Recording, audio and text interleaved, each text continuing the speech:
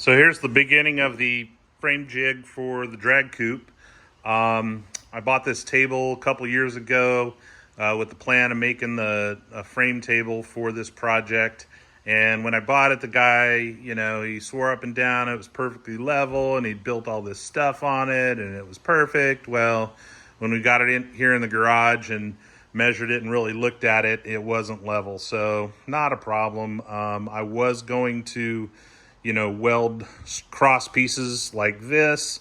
It ended up not going that way, which I think will be fine. So my friends and I last Wednesday, they had used my buddy Steve's mag drill to drill holes and tap them, and I just put on the mill, and I drilled these holes to bolt the pieces on here, these rails.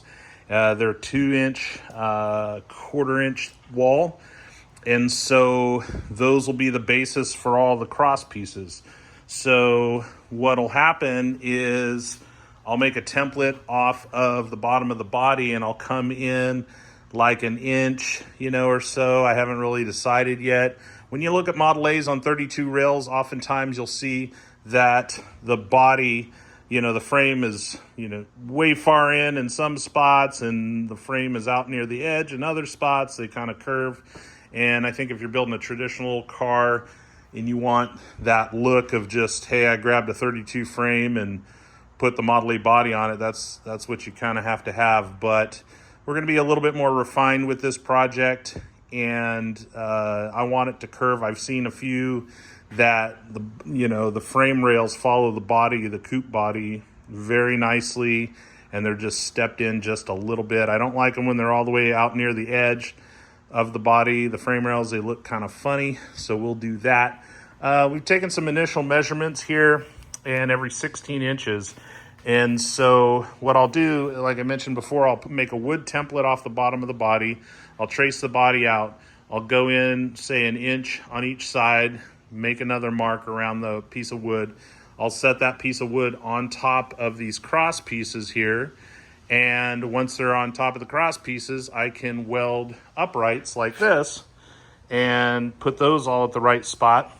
So then once those are welded and perfectly straight, we can clamp the rails to the inside of these pieces.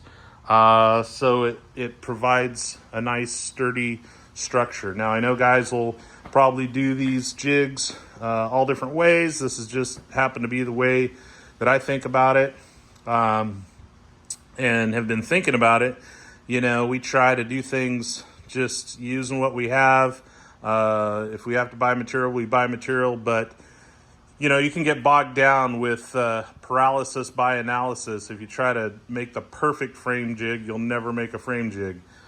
Same with a car. I know guys that have these projects that sit in their garage and they never seem to get it done, but they can, sure come up with the perfect way to do it.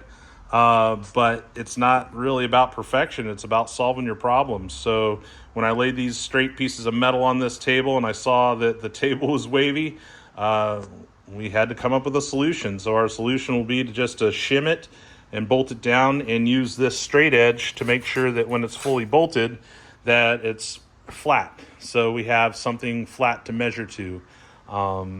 Same with the width. It's perfectly 36 inches to the outside. So anyway, that's the way we're doing it. Follow along.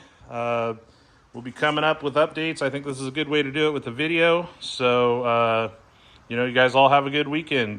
Get out in the shop and build something.